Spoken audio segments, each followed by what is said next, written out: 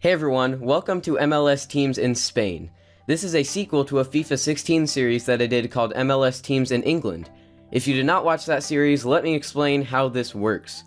So in each episode we swap Granada, because they're probably going to get relegated anyway, with the team from Major League Soccer.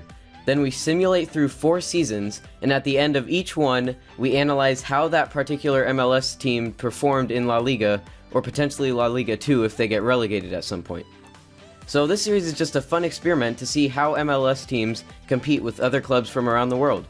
Let's get started. Alright, so as you can see here, it was like a terrible season for New York City. I thought that they were going to do just considerably better than they did.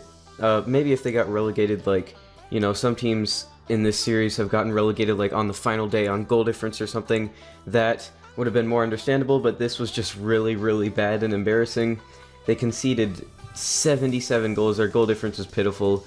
They actually didn't score the least goals. Wait, hold on. Yeah, they did score the least goals. I was looking at the wrong column. So yeah, overall, that was just a terrible season. Let's move on. Alright, so this time around, it was much more respectable. Their goal difference wasn't too good, but they did finish just outside of the promotion playoffs. Just like another win, just a couple better results than they would have been up there, but with the teams that were potentially going up. So yeah, that was a much more decent season, but we'll see. Will they build on it, or will they just kind of collapse like a lot of the other teams have? Let's find out. My phone is ringing in the background, so you might hear that like really slightly in the distance.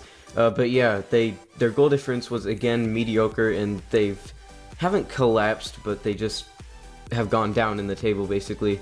So now it's a mid-table finish. It's not the worst, but New York City have a fairly decent squad, so maybe I was kind of expecting a bit better.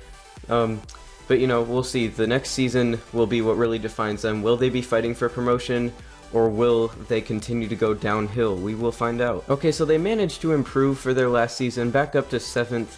That was their position in the second season.